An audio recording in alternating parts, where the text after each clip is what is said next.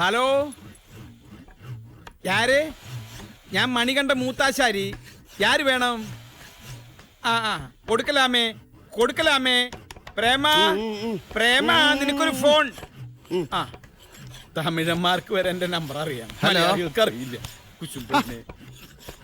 വൈത്തി എങ്ക ഇരുந்த?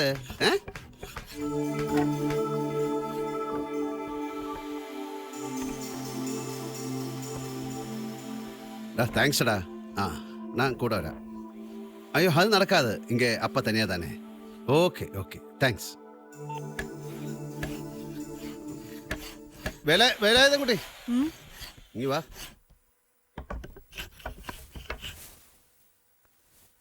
അങ്ങനെ ഈ വേലായുധൻ കുട്ടിയോട് ഗുഡ് ബൈ പറയാറായി. നാളെ മുതൽ നിനക്ക് പഴയ കൺമണിയാകാം. വൈത്തി തിരിച്ചെത്തി. ഇന്ന് തന്നെ വേണമെങ്കിൽ ചെന്നോളാൻ പറഞ്ഞു. ഞാൻ പറഞ്ഞു വേണ്ടാന്ന്. ഇവിടുത്തെ സെറ്റപ്പൊക്കെ ഒന്ന് ശരിയാക്കണമല്ലോ.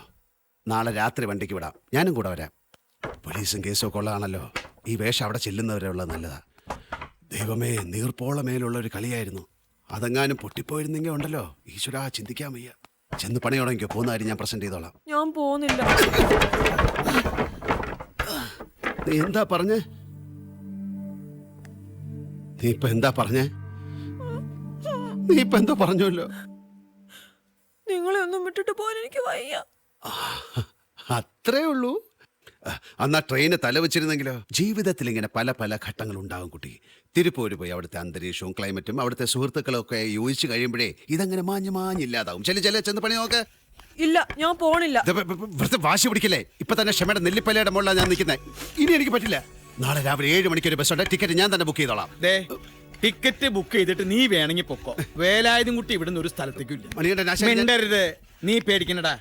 ഞാനാ ഇവിടുത്തെ മൂത്താശാരി. ഇവിടുത്തെ കാര്യങ്ങളൊക്കെ തീരുമാനിക്കുന്നത് ഞാനാ. നിനക്ക് ഇഷ്ടമുള്ള കാലം വരെ നിനക്ക് വേണ്ട. ഇവന്റെ ചാടിത്തുള്ളലൊക്കെ ഞാൻ നിർത്തി തരാം. ചെന്ന് പണിയെടുക്ക്.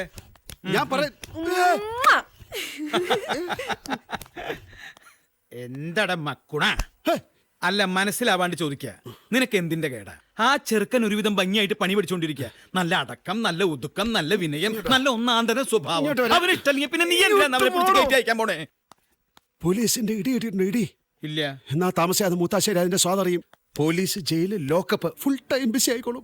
ജീവിക്കാൻ വേറെ എന്തെങ്കിലും പണി കണ്ടുപിടിക്കാൻ ഭാര്യയോട് മോനോട് പറ. നിന്റെ തലയ്ക്ക് എന്താ ഭ്രാന്ത് പിടിച്ചു? ഇവിടെ മനുഷ്യ, അത് വേലായുധൻ കുട്ടിയല്ല, കൺമണിയാണ്. റോയ് മാത്യൂസിന്റെ വീട്ടിൽ നിന്ന് കാണാതായി പോയ പെൺകുട്ടി. നീ എന്താ പറഞ്ഞേ? നീ ഇപ്പൊ എന്താ പറഞ്ഞേ? ഒന്നും പറഞ്ഞില്ല. എന്തോ പറഞ്ഞല്ലോ നീ. ആരോടും പറയല്ല. സത്യം ചെയ്. സത്യം. തലേ തൊട്ട് സത്യം ചെയ്.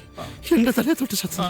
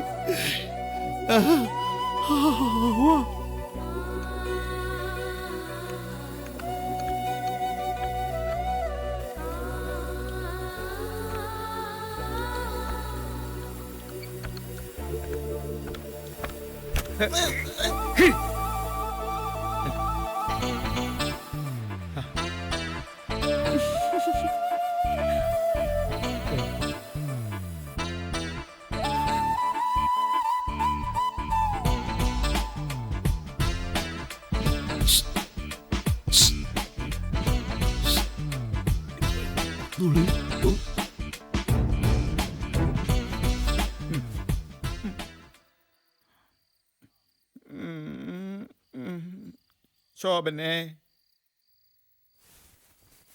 ശോഭനെ. എന്താ എന്താ സുഖല്ലേ? വന്നപ്പോ മുതൽ തുടങ്ങിയാണല്ലോ. ഛർദിക്കാൻ തോന്നുന്നുണ്ടോ?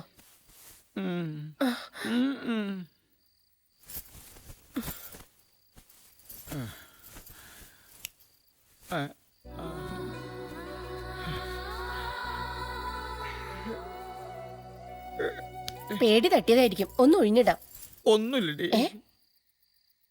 കോഴിക്കോട് അടച്ചാ? കോഴിക്കോടോ? അതൊക്കെ എപ്പോഴേ അടച്ചു? എന്തേ? ആടിന് വെള്ളം കൊടുത്താ? ആടിനൊക്കെ വെള്ളം കൊടുത്തു. പിന്നെന്താന്ന്? പിന്നെന്താ? ഇങ്ങോട്ട് നിന്നേ.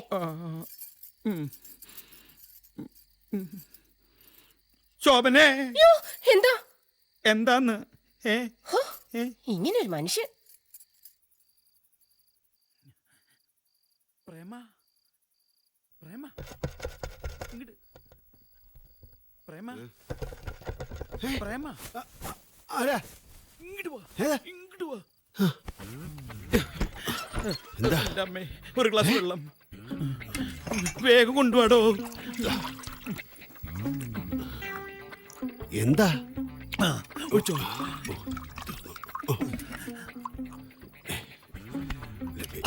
ഒരു ഗ്ലാസ് കൊണ്ട് ചോദിച്ചോളൂ.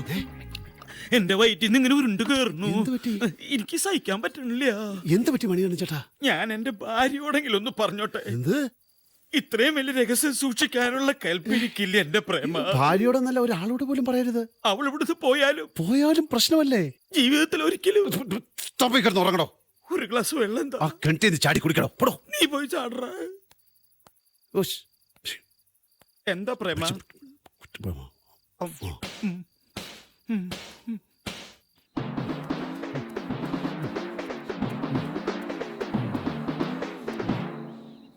പ്രേമചന്ദ്രന്റെ കൂടെ താമസിക്കുന്ന വേലായുധം കുട്ടിയില്ലേ, അവനാണല്ല പെണ്ണ കൺമണി. നമ്മളെ റോയ് മാത്യു സാറിന്റെ വീട്ടിൽ നിന്ന് കാണാതായ തമിഴത്തി കൺമണി.